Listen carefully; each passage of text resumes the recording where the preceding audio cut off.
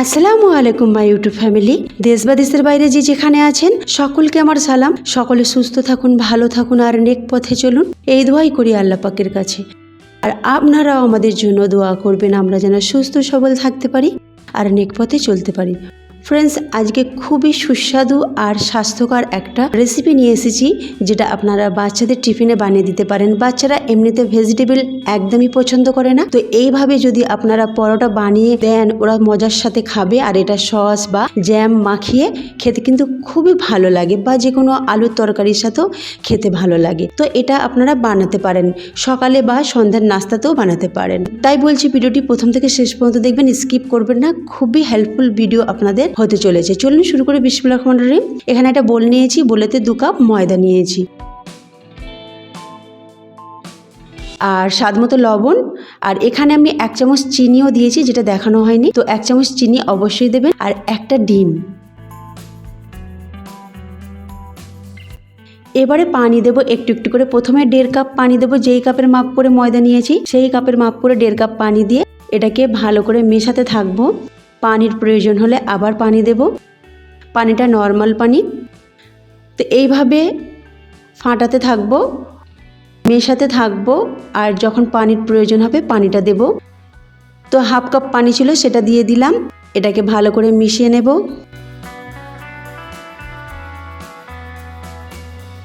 মেশাবার সময় মনে হবে যে পানি লাগবে, তখনই পানিটা দেব। কিন্তু দেখুন আমার ব্যাটার একদমই গাঢ় হয়ে আছে, ব্যাটারটা খুব বেশি গাঢ় থাকবে না। তো তার জন্য পানি দিতে হবে আরও 1/2 কাপ। তাহলে এখানে আমি টোটাল 2.5 কাপ পানি দিলাম।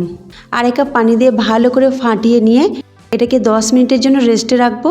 যেহেতু এটা ময়দা একটু ফুলবে, তো 10 মিনিট এক সাইডে ঢাকনা চাপা দিয়ে রেখে দেব। দেখুন এর কনসিস্টেন্সিটা এইরকম আমি বানিয়েছি। এবার এটাকে রেস্টের জন্য রাখবো, আর ততক্ষণ কিছু কাজ আমি করে নেব। তো কাজগুলো আমি আগে থেকেই করে রেখেছি, যেমন লঙ্কা কুচি, গাজর কুচি, ক্যাপসিকাম আর টমেটো, এই সব ভেজিটেবল আমার কাছে ছিল, সেগুলো একদম পাতলা পাতলা ফাইনলি কুচি করে রেখেছি। 10 মিনিট পর আমি এগুলো মিশিয়ে দিলাম। আপনারা আপনাদের পছন্দ মতো সবজি এখানে দিতে পারেন, ধনেপাতা দিতে পারেন। তো ধনেপাতা এই মুহূর্তে আমার কাছে নেই, তো কারি পাতা ছিল, ফ্রেশ কারি পাতা দিয়ে দিয়েছি।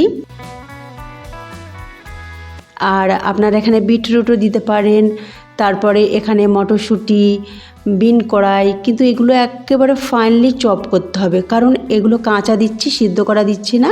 তো আমি গ্রেট করে নিয়েছি গাজরকে, আর ক্যাপসিকামকে একেবারে ছোট্ট ছোট করে কুচি করেছি, টমেটোকেও।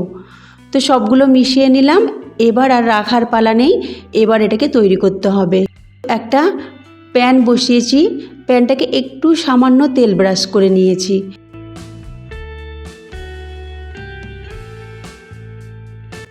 তারপরে 1 চামচ দিয়ে দিলাম, দিয়ে এইভাবে হালকা হাতে যেরকম ধোসা করে সেইভাবে ঘোরাতে হবে। তারপরে এটা ঢাকনা চাপা দিয়ে 1 থেকে 1.5 মিনিট রান্না করব। 1 থেকে 1.5 মিনিট পর এটা খুব ভালোভাবে সিদ্ধ হয়ে যাবে। তারপর এটাকে উল্টে নেব।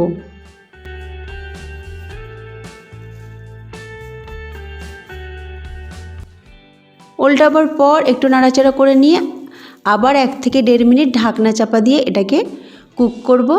দেখুন আমি একটুও কিন্তু এখানে তেল ব্যবহার করিনি, শুধু পাত্রটিতে একটু তেল ব্রাশ করেছি।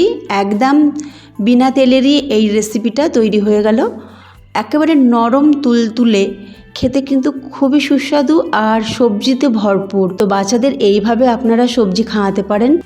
বাচ্চারা তো সবজি একদমই পছন্দ করে না, তো ওদেরকে এইভাবে আপনারা খাওয়াতে পারেন।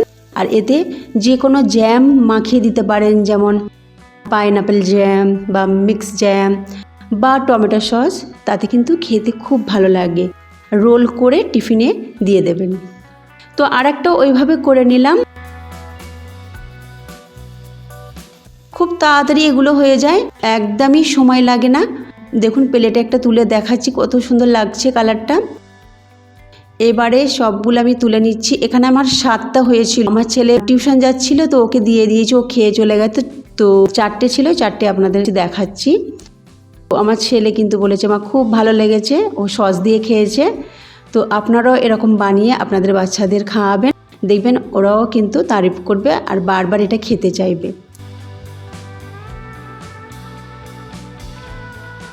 আর এইভাবে রোল করে আপনারা টিফিনে দিতে পারেন, আর ভিতরে সস বা জ্যাম এগুলো দিতে পারেন, বা যে কোনো আলুর তরকারির সাথে ওটা দিতে পারেন।